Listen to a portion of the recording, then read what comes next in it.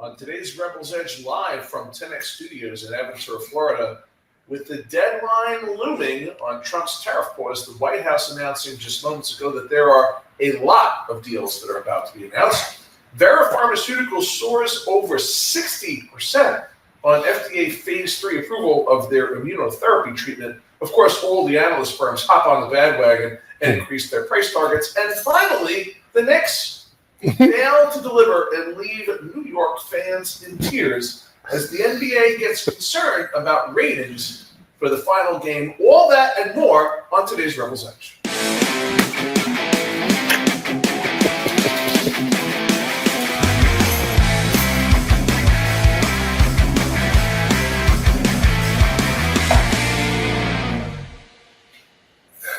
Welcome back to the Rebels Edge. Pete Najarian, Mark Lepresti, John Najarian. We're all here to bring you the top stories of the day, folks. Everything from macro to futures to some pretty important moves in stocks. And to kick it off with macro, guys, hey, it's all about the tariff tantrums again, but they didn't affect the market very much this morning, did they, guys? No, not that much. But I will say this. You look at what Trump is doing with China, and he's putting a lot of pressure on these guys. And obviously, we've already reacted. We've already seen this game before, but we're starting to see a little bit of a replay right now. Not as bad, though. Not as bad. Yeah, I mean, because I think with most things, markets and traders start to price things in, and the absurd or the things that cause volatility starts to become part of the new normal. I think that's what we're starting to see. But there's no doubt that when we get closer to that 90-day deadline, we've got to see some results. And the White House knows it. Yep. Well, we were below 19 last week on the close, even though Friday we slipped, of course, pretty hard when Jamie Dimon, thank you very much, was out there. He was being honest, man. No, he was great. Jamie was great. Well, it popped up over 19 today. Did we get to 20? Yes, we did get up over 20 today for the VIX and then pulled back down, Pete. I know you watch the VIX closely, so I'll let you kick off fantastic futures. Yeah, absolutely. I mean, the volatility index is something we talk about all the time, but here we are right back in the 19s. We're underneath that 20 level, the no man's land. So I think things look pretty good. I will say this, though. Gold is an absolute freak show. Gold is having another one of these bounces to the upside. It got well below that 3,300 level. Now it's spiked back up. You look at silver as well. Silver is absolutely moving once again up towards that 34 number. We're seeing these precious metals start to go up, which doesn't necessarily mean a lot of good things for the market. Well, I think a little bit of that has to do with some anticipation that Trump's going to actually deliver on making this stuff available more domestically, right? Yeah. Those are two of the critical mineral categories that we need for microchips and other high tech and defense.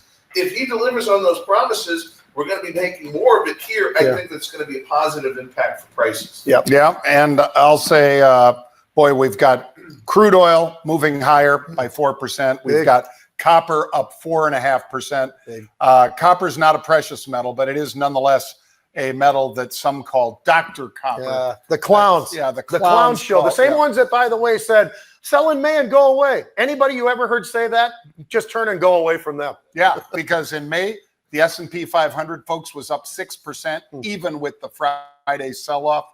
And the NASDAQ was up 9%. 9%.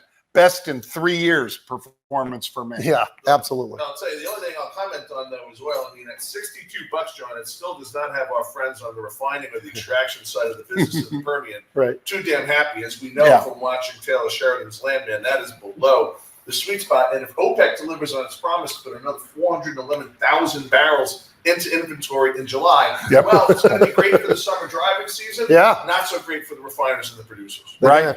All right, let's talk about what the president said over the weekend and what it means for your money. Well, the president decided that Xi Jinping and China weren't playing ball, and so he took it out on Europe as well. He said, okay, tariffs are going up, baby. Tariffs are going up on steel stocks that might want to import to the United States. That affects an awful lot of folks, but really nobody more than China right now. And the president is trying to force them back to the table with such a move.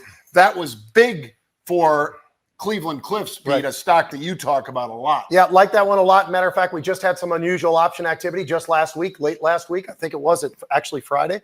So amazing the timing of that. But I can tell you this, when you look at that, they are an absolutely incredible juggernaut of a company. They do a great job. They also have a huge short interest, 13 to 17% short interest. So as part of this move, why is it up 25%? That seems like a lot. They're getting squeezed, man. They are getting squeezed, and this thing's going higher. Well, Steel Dynamics moving up big. Steel Dynamics average volume is like 1.7. We've already traded 1.7 million shares in the first 3.5 hours today. Yeah, same for Nucor, John. I mean, that stock trades usual daily average around 2.6. We're at 3.9 million shares. Even at this point in time today, stock up over 10%. All of the domestic steel manufacturers obviously benefiting massively from this announcement. This is why this continues to be a Trump trade. It's a Trump trade. Bomb-driven one. Absolutely. Well, CDW, because the president apparently reaches out and says, you know what? We need not just Doge, but we need people in government to basically hold some of the suppliers of various products to government. We need to hold their feet to the fire. And so CDW was one of those victims, if you will, Mark, of the president saying, show me you can save us some money. Yeah, I mean, starting with the VARs, right, the value-add resellers, seems like a logical place to start, because the question then becomes, what is the value that you are adding? Show me the VA and the VAR. And why are we not just buying directly from the supplier that you're allegedly introducing to us, charging a premium, adding some value? I think this makes total sense. I think these companies are actually going to continue to be under pressure, because these VARs, what this effort is going to demonstrate pretty quickly here is that there's not a lot of V in the VAR. Yeah. So I'm not feeling too good about the CDWs. I don't like it at all. As a matter of fact, I think based upon what's going on now, and it's way off the 52-week highs. And why is that? For all the right reasons. Now with the extra pressure added from the president, he's got him in the crosshairs. I think this is a name that's a no touch, unless you're a put buyer. Then you might want to think about it. And Dell also makes an awful lot of stuff. Of course, more or less, they make it and sell it directly. But even there, the president's saying, you know, sharpen your pencils, boys and girls. It's time to give us some better pricing here. Yeah. All right. Then one of the biggest movers of the day, VERA. This one, VERA Therapeutics, announced a phase 3 trial. Pete, I know you focus on biotechs, anything in the medical space. Pharmaceuticals. Yep. And this one, just a fantastic report that came out this morning. Yep. Talking about their trials, talking about 46% reduction for nephropathy. Am I saying It's that easy right? for him to say. Yeah, I was going to say. Well, it has a lot to do with kidney, and that's a huge thing. And I'll tell you what, you got to remember this, though. This is phase 3. Does this mean this is already going to be out there? The answer is no. They still have to go through the approval process. So this is one to keep an eye on. It's made a great move today. I think it probably can pass based upon the numbers that they put up now. So from that perspective, I am very positive on it. But this does not mean it's a lock to go up. No, and that's a great point to make, Pete. But I mean, the statistical feasibility of it from going from 1 to 2 to 3. Yep. That's why you see these stocks perform when they get that phase 3 clearance. I love, and then we'll move on to the next one. I just get a kick out of all of the usual analysts firms jumping on board, going, "Oh, holy cow! Yeah, that's a great stock. $60 price target, $62 price target, $65 price target." If I can get a job as a Tuesday morning quarterback and get paid that much money to do that, sign me up. The other positive, real quick, would be that just one last thing, John. Go ahead. Solid balance sheet. You don't see that very often in the biotech world. Oftentimes, they are levered. They have a lot of debt. They've got all these things going on. These guys do not. So I think that's a very big positive for them going into this next. And we had unusual activity in it, folks. And we did. So if you were somebody who was following our work, go to marketrebellion.com/get started. Yeah. You could have been on this one. Am I saying that every single one that we do goes up 200, 300, 400%? Of course not. Nope. But if you're selective and if you cut your losses on your losses and let your winners run, but take some off the table, you're going to be in this game a long time, and we can help you do it. Yeah. All right. How about this one? APLD, Applied Digital. This is right in your sweet spot, Mark, because you and Justin Nugent wrote a big paper about data centers, AI, and the rest. And they just did a big deal with CoreWeave that has this stock up better than 30% today. Yeah, I mean, I love this thing. I got to be honest with you. I mean, it's up 52% actually now. Wow. And I know it's moving fast. 130 million shares. That's a big bang. That's a 10x right there. And yeah, these are the companies that get my blood going in the right direction. These are the architects of the AI, among the architects of the AI and the data center revolution. And what these guys do, which is so important. We can talk about the nuclears, which we love, that benefited massively from Trump's executive order 2 Fridays ago. Our Oklos, our enemies, our new scale, all of those, the SMRs, even Constellation. That was great. Those were all covered in the research report we released in December. But what we also have to look at now is the guys that are going to make data centers more efficient with the power they have. And the ones that deliver that on a SaaS basis, like Applied, holy cow, you don't have to install new hardware. You don't have to figure out how to, plug in more electrical cords to get the power from the data centers. If you make the data itself more efficient using software, holy cow. That's why this thing's up 52%. I think I wouldn't chase it today, but on any correction, I think this thing can go a lot higher than $10. I would say this, be really, really careful with this one. And the reason I say that from a stock perspective, I think if you're using options, I think this is a great opportunity. Yep. But I said the reason why I'm not really a fan of jumping in there, even though it's not even at the 52-week highs, they're over $12. But here's the problem. They got a cash burn of $600 million. And you know what their debt is? It's $1 billion. So when you look at that side of it, you have to have a little bit of, I think, concern there, a little bit anyway. So from that reason, I love the idea of options. We had unusual options in this one as well. And I think that's the right route. I think from a stock perspective, you really have to be careful with this one because you could wake up with a 20 or 30% down move as well, based upon what these financials look like right now. Yes, absolutely. And that's why I wouldn't try to chase it up here. I'd actually look to buy it on one of those 20 or 30% down moves, which will happen. Look, when the market goes risk off on whatever catalyst it is from the White House that causes all of the tech sector and particularly the small caps to get sold off, this one's going to go with it. There's absolutely no doubt about it. And yet, great stock. And like you said, Mark, the fact that they can take the information coming into the data center, take it through the cloud and turn it into packets, if you will, so that the data center doesn't have to work as hard, makes it more efficient. Everybody wants that. All right. So now, as far as sports, Pete, what do you got for us on the sports side of things? Well, if we start off on the football side of things, and I think that's where we kick it off, no pun intended. Maybe there is a pun intended. Maybe there is a pun. It is the biggest month in college football. This is the month where they're not going into the portal. That's already been over. So what are they really doing right now? They're going out and they're finding 2026 players all over the country. So who would be the number one school in the country, do you think, right now? And you got to figure out who has a lot of money. So that's one hint. But who would be number one and who probably has, I would say, of all the schools, the most money? I'm going to say it's USC, and they're sitting at number one right now. They've got Notre Dame at number two, Ohio State, Penn State, Clemson. All those schools, they have huge dollars that are flowing into this whole system to be able to get these guys, give them the NIL money, do whatever they're going to do, but go through the recruiting process. What I found interesting, more interesting than the top five, how about this? You know who number 7 is? Texas Tech? It ain't Texas Tech. Oh, I would have thought it was Texas. Nope, not yet. Right. Me too. But they're not. They are top 10, but they're not top 5. So who has 2026? Kansas. Wow. I mean, who would have thought of that, right? Kansas is number 7. Number 8, Syracuse. Number 9, Arizona State. And then number 10, going into the Big Ten, it's not Oregon. It's not Washington. It's Illinois.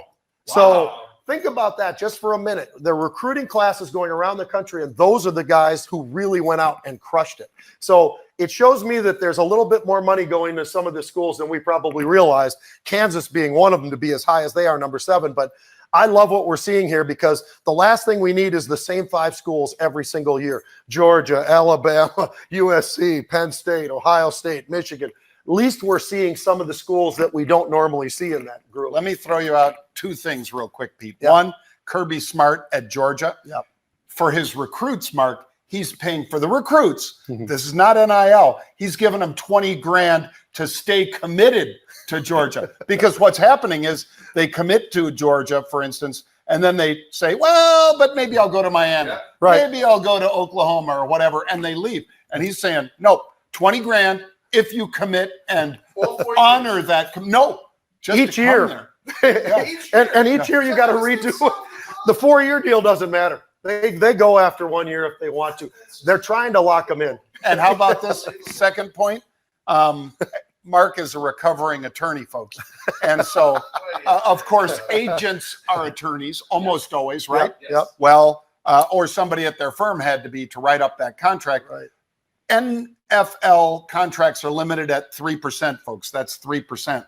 The NIL, Florida, the state we're in right now, they're trying to limit the college NIL money to 5%, that the agent can only take 5%. Because right now, it's the Wild West. Yep. You could take 20% in some cases. So there's a lot of money out there in the NILs. Well, I think that's one of the nice things about the diversity, right? Right. Who's in that top 10? It's a nice thing to see that it's not just tracking Same old, the same guys old. with the biggest bank account. So that's positive. Yeah. All right, we're going to jump to the NBA. What was the yeah, we got ourselves a Nick guy right over here, guys. He didn't want to talk about he it. is not happy. He's ripping gambling it. tickets. They had a great run. Let's be honest. The Knicks probably went further than a lot of people would think. So then all of a sudden, your aspirations get even higher and higher and higher. Well, You can kiss my Kiss my aspiration. when it mattered, they got blown out. They didn't just get beat. They got blown out in that last one. But so the last thing that they wanted, what Silver wanted, was to have Indiana and OKC. And you know who he's got? He's got Indiana and OKC. You're exactly right. And that is what we're going to be watching, folks. It doesn't mean it's not going to be good basketball. It could be great basketball. But these are very small cities, and that is not going to be something that I think helps the ratings. It's absolutely going to crush the ratings, I think. And the ratings have already been terrible. You look at what's going on in the NBA. They've got to fix it. We've talked about it now for 2 years on this show. John and I talk about load management, all these clowns that sit out and all the rest of it. And it's a shame, but it all goes to one person. There is one person responsible for why the NBA sucks, and it's Silver. And this guy needs to figure out what he should do for his next job, because he's doing a terrible job in the NBA. Absolutely terrible. Look, here's the good news. I heard the commercial time is going to be so reasonable that you're going to be seeing Rebels commercials. Yeah, right there, baby. Well, you know, we had Pat McAfee, and he stood up in the stadium in Indianapolis, Mark, and he's screaming, "We got Timothy Chalamet sitting over there. We got Spike Lee sitting over there. We got Ben Stiller sitting over there. I want you to send these sumbitches back to New York." And they did. And they did. Yep. You know, the one positive is the MVP of the league, and probably will be the MVP of the finals, is SGA. And he's an unbelievable player. But the other side of the coin, too, a little bit of a problem is a lot of foreign basketball players that don't translate over in terms of excitement for a lot of people. And I think that's part of the problem with this particular game, too. So I think they're two great teams. They really are. You know, Chet Holmgren's an unbelievable player. I played with his dad. He was great in high school. His dad's another 7-footer. But they're just not exciting. And that is not going to light up the television sets. No, I think the beginning of season 4 of The Bachelor is going to be yeah, absolutely. American Idol finals again. Anything with Kim Kardashian. Oh, yeah. In. All right, folks. Thanks for joining us. Remember, you can sign up for various newsletters, some financial literacy, education, our signals, all the rest at marketrebellion.com/get started. You can also get those research reports that Mark cited, like, for instance, that AI and data center research report on marketrebellion.com. Go there, look for the free research reports and so forth. And we'll see you at what time tomorrow, Pete? It's 1 o'clock Eastern time. Giddy up. 1 o'clock.